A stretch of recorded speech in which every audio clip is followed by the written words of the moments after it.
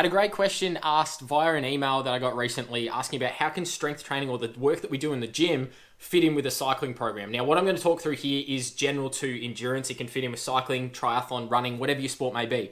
But the principles are really simple in terms of how can we get the most out of the program so it, one, complements what we're doing from a swimming, cycling, running perspective, but then also two, make sure we're getting a different stimulus, again, in complement to what we're already doing. So not just doing the same thing again and again and again, when we could actually just be spending more time on the bike rather than engaging in the gym in the first place. So I'm going to get to that in a moment, but today I'm breaking down my philosophy and how I go about including strength training. And when I say strength training, work in the gym or your home gym, if you've been at home this year, into your endurance program. Hey, welcome back to the channel. Nick here, talking science of endurance and everything sports science in general. Thanks to everyone who's already subscribed, but if you haven't, please consider subscribing by hitting the big red button down below.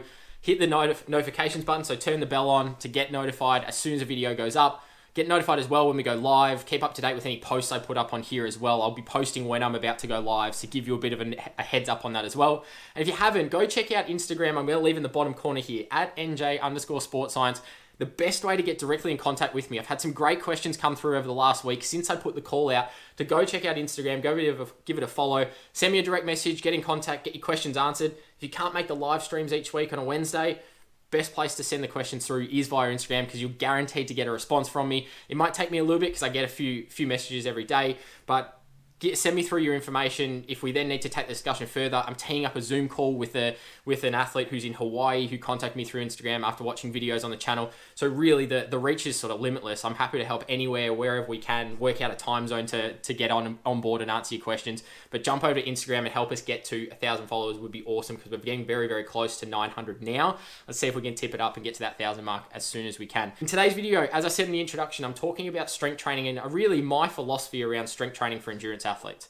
And when I refer to strength, and you might have picked up this on the channel, whenever I refer to the term strength, I'm talking about gym. I'm talking about squats, deadlifts, split squats or lunges, bench press. Or I'm talking about your traditional get in the gym and do the work, strength and conditioning, rather than we often hear the term strength thrown around in terms of, I'm doing a strength set on the bike, or I'm doing strength work because I'm running up hills today. I don't refer to it in that way because I stick to quite traditional scientific definitions. If you use those terms, that's okay, just as long as you understand where I'm talking about here. I'm talking the gym stuff that we do. And the question is really around how can I fit it in around my cycling program, but this goes for all endurance athletes, whether you're a cyclist, triathlete, runner, etc. But then also, how do I make it most effective, and should I be targeting something like muscular endurance? Because that would make the most sense, wouldn't it? I go into the gym, I try to get better at muscular endurance, which is effectively the muscle's ability to continuously perform repeated contractions again and again and again. If I go in the gym and practice that, that's going to help me out when I'm riding or when I'm running. I'm going to stop there and first say it's actually a bit of a backwards mentality when it comes to that, because all we're doing when we're cycling, when we're running, when we're swimming, whatever it may be as an endurance sport, we're just constantly practicing muscular endurance all the time. We're out there performing repetition after repetition after repetition. You think about cycling, a really easy way to break it down is every time you push the pedals, it's like doing a variation of a single leg squat movement or a single leg press. You're pushing down the pedals, producing force, and then you have a quick recovery, and then you do it again. And then you're alternating sides, obviously. So it's almost like doing lunge after lunge after lunge after lunge, and you're doing it thousands of times, if not tens of thousands of times, across a single ride, and then you add that up across the week. So our muscular endurance as endurance athletes overall, that's what we do. That's what we're incredibly good at. So by going into the gym setting, your home gym, whether you're be at a gym, I know Melbourne, we got a great announcement today saying in 8th of November, gyms are going to be opening again, which is fantastic to hear. Lockdown is ending, finally. But if you're going into the gym and then you're just going and doing 3 sets of 15, which is a more muscular endurance-based sets of 20, you're doing as many maximum repetitions as you can in a 30-second time period. All we're doing here, don't get me wrong, it's a great stimulus for working on muscular endurance. But when we've been doing 10,000 repetitions of a movement potentially across the week, at least across the week or in potentially a single session, then we go and try and replicate that again in the gym. We're not getting any different stimulus. So what happens is it just becomes another 1 hour sessions. And I would strongly argue if you're going to go do that in the gym, go and do another run or go and do a short cycle and you're going to get similar benefit. And it's actually going to be more sport specific. And we always talk about, what's sport specific? And you hear functional training and all these things that pop up when we start getting in the gym space that I don't really like some of these terms. But if we are talking about what is the most specific preparation that you're doing for cycling or for running is to go and do that sport. So by doing more muscular endurance in the gym, you're kind of wasting your time.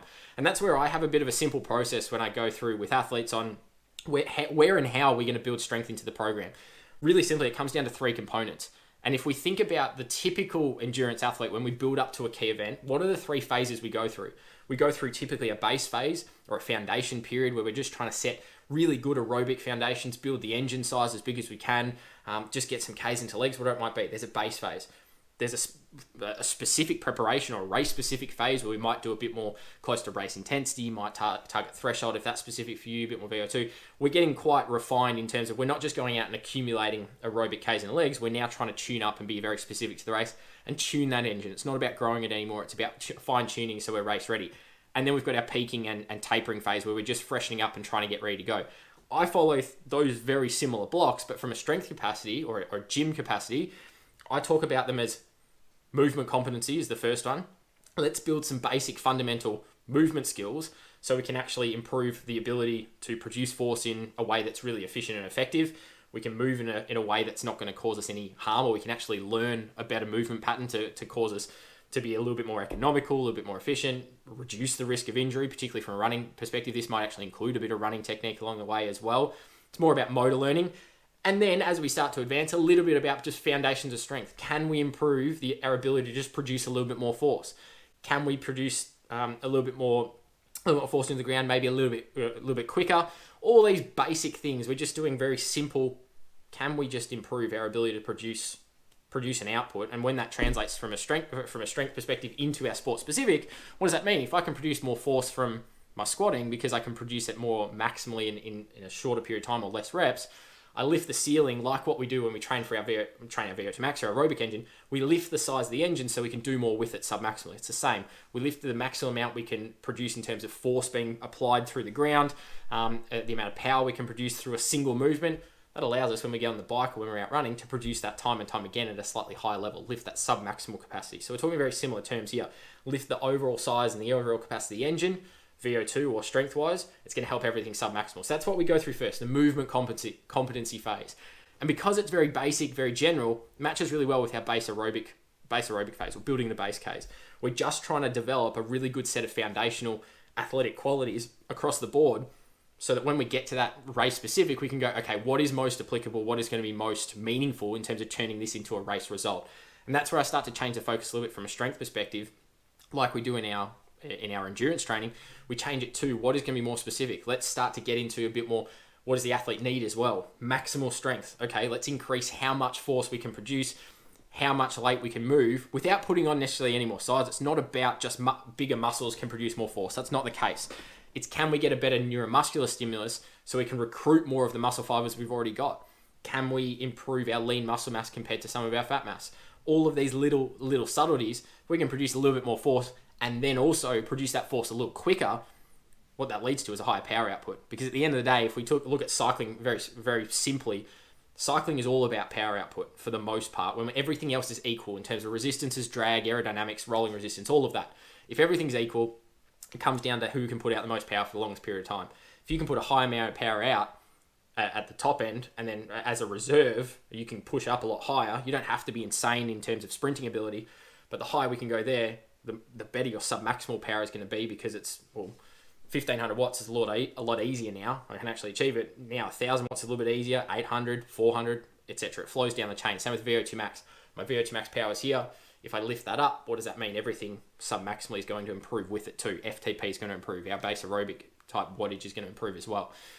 So that's where we go through this bit of a tune-up phase. Typically for most athletes, it's going to be improving upon their strength base and what we call maximal strength, so maximizing what their body can do in terms of producing force, but then also transitioning that into, can they produce that force quickly? If we can produce force at a faster rate, that's going to allow us to produce a lot more power.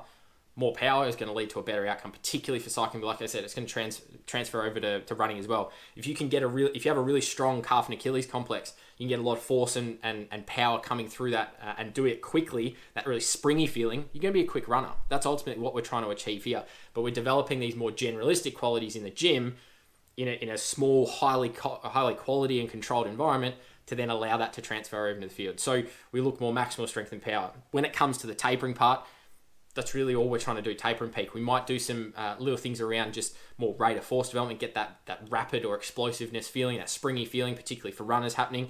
For cyclists, maybe it's just working on some really high velocity type stuff again to get things like cadence happening really quickly and just sharpen us up, but also not put so much sort of muscular stress. It's more of a short-term recovery because we're more stressing the nervous system, one quick effort and then we're done.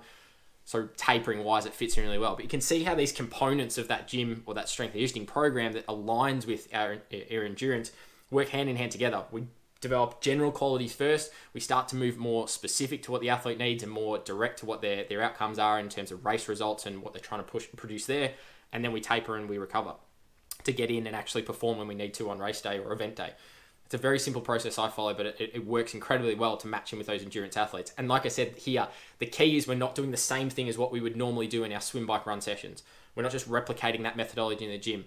We're going for maximum strength, which typically is going to be really high load in terms of weight lifted, for example, or effort, 9 out of 10 RPE, 10 out of 10 RPE. For anywhere really between sort of 4 and 8 reps is probably the typical range most athletes can be working in. 3 or so sets of that, 2 to 3 minutes rest in between is going to be a really good starting point. Moving into more the power space, you might go one of 3 different ways really. We can go maximum power output, which is going to be sort of your 2 to 4 reps, maximal effort, try to move the bar or move the weight as quickly with as much intent as possible. At a moderate load, when I say moderate load, maybe a 7 out of 10, 8 out of 10. We're trying to go as fast as we can at a reasonably heavy load. You might go right up at sort of a 10 out of 10 intensity, lift as heavy as you can for like 1 or 2 reps, have lots of rest in between, and it's all about just trying to produce as much force as possible. That's like doing like the equivalent of if you were to do really, really low cadence, extremely high resistance on the bike in terms of an effort. It's kind of the equivalent to that, but a much more targeted, and we can actually get more stimulus because there's more resistance we can apply through like a back squat or a deadlift than what we can produce based on our gear ratio on our bike. The last one is then rate of force development. Drop the weight down, go super, super light, but move as explosively as you can. And that's where things like plyometrics start to come into it.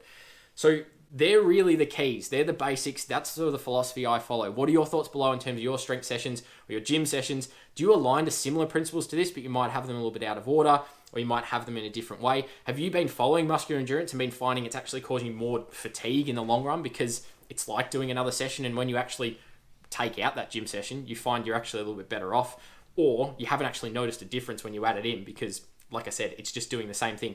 Keen, as always, to hear your thoughts down in the comments below. Leave them there. Any questions about this? I'm going to be doing some more videos on this in the coming weeks and coming months. Leave your questions because I'm happy to answer them, and that always makes for the best content when it's something directed to exactly what you guys want to know in terms of asking a question in the comments down below. As always, continue to subscribe to the channel. If you know anyone who might get something out of this video, or might have enjoyed this video, or any of the videos we put up here, make sure you also hit that share button. Send the link directly to them so they can give it a watch and leave their questions and comments down below as well. As I said, continue to subscribe to the channel. Go hit up Instagram. Send me a direct message over there. Keen to get your questions coming through as much as we can. Again, creating content specific to what you guys want to know. Otherwise, that is it for today. I'm going to leave it there, and we'll see you in the next one.